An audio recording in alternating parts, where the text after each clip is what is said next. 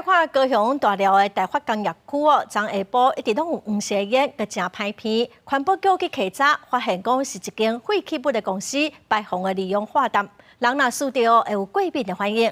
环保局嘛已经开罚单咯。 对影片看到黄色烟一直为工业区清出来，四界摊开。昨日下晡有民众经过大寮的大发工业区，看到这款现象，甲翕起来。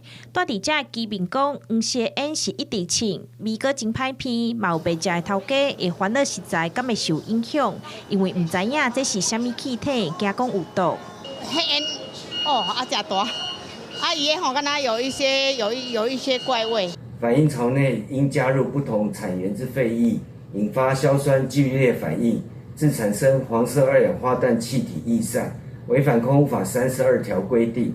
环保局随到场稽查，发现是一间处理废弃物公司的反应则出现异常反应，才产生黄色烟甲臭味，而且排放14分钟，加在是无人受伤，这嘛互议员批评。最近高雄连续发生公安的事故，7月初才发生林园化工公司4名员工互烫到意外。根据劳工局的统计，去年高雄就有29位的劳工因为公安意外死亡。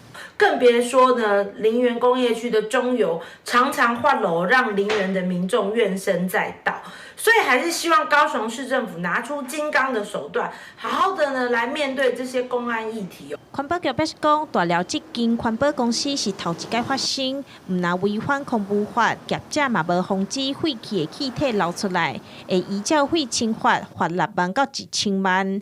记者钟义辉、邱兆勇高雄报道。